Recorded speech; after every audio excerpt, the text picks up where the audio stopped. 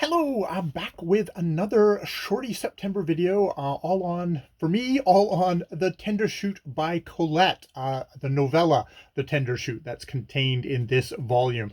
When I did my introduction to this, I mentioned that the novella really reminded me of Vladimir Nabokov's 1955 novel, Lolita.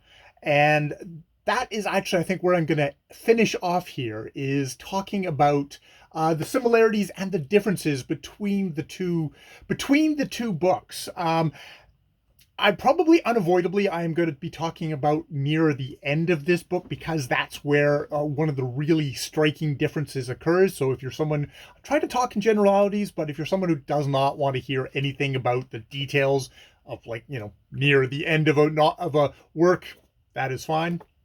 But yes, let's get into this. So both of these stories feature male predators telling about them preying on a younger girl.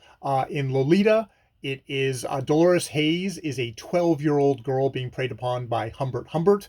In Colette's The Tender Shoot, Albin Chavert is preying on a 15-year-old Louise, or as he calls her, Louisette. And actually, that's one of the striking things between these two books. I'm not saying that Nabokov was stealing from Colette or anything like this. This was apparently kicking around in his head for a good while. But that both predators rename their prey, give them their own diminutive names. And indeed, Humbert talks about the class of young girl that he goes after as nymphets, which Louisette is an interesting echo of that, and is probably more indicative of the just general fetishization of young girls by predators.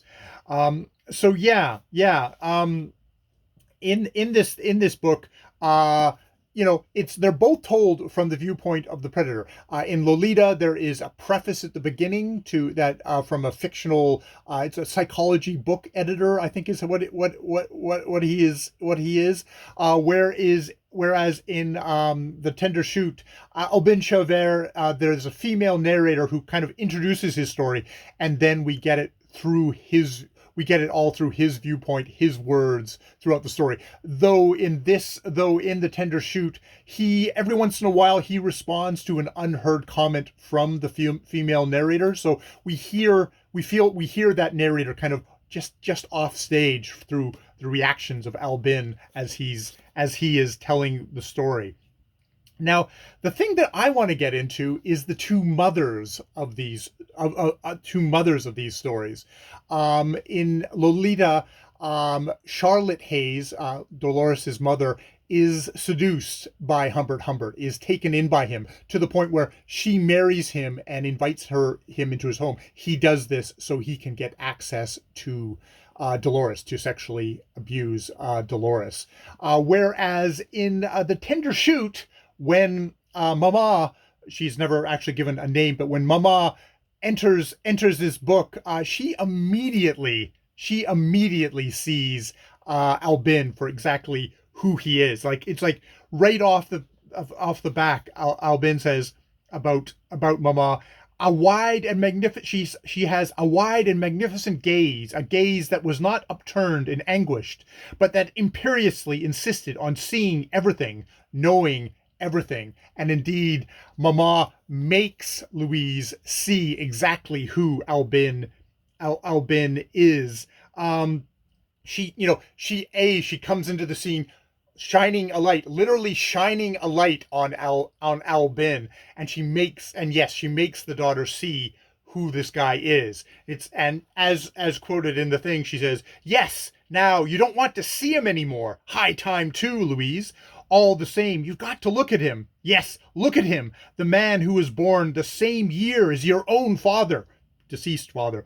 And then, she, plunging her hand into her daughter's hair, she forced her face round towards me, as if she were brandishing a decapitated head. She held her by her hair so tightly that the little thing's eyes were drawn up slantwise. It's literally Perseus holding up the Gorgon's head and turning Albin to stone. It is just, it is a really striking. of how powerful this older female presence that comes into the story and just flips it over and completely turns Albin into stone. Now, that's not to say that, you know, The Tender Shoot is a better book than Lolita. Lolita is telling a story of a girl who is erased. You know, Dolores Hayes is sort of sad Hayes. We never get to see Lolita before. And I mean, this is a tragedy because it is the extinction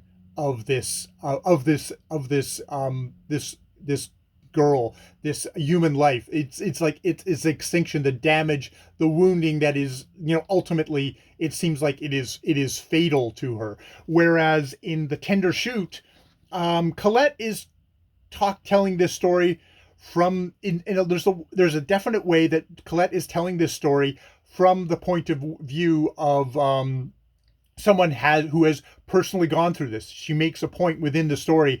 Albin, when he's defending himself, says like, "Oh well, you yourself you told me that you were a 16-year-old girl who fell madly in love with a bald man." It's like she makes a point of saying that, I think, because she wants to make the point that life goes on.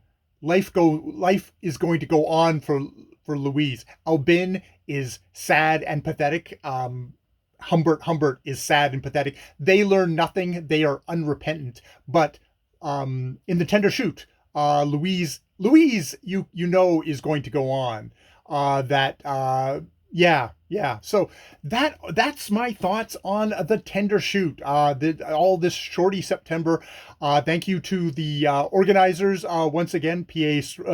Past Storytime, Past Storytime, and the Soggy Expat Booknerd. I know I've completely subverted what we're supposed to be doing, which is reading a lot of short works in the month of September. But you know, with all these things, you do what you want. And I've really, really, really enjoyed just taking one short work. Like the novella is like 40 pages long, and just sinking into it and finding out more and more and more, and knowing at the end of the day that I've only scratched the surface yet again, which is the joy of reading. And I mean, this is my first Colette. I cannot wait to read more, including, you know, the rest of the stories in this volume.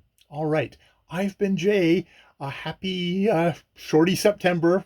Goodbye, because it's probably over in about 25 minutes, knowing when I'll drop this. And yeah, more other videos later.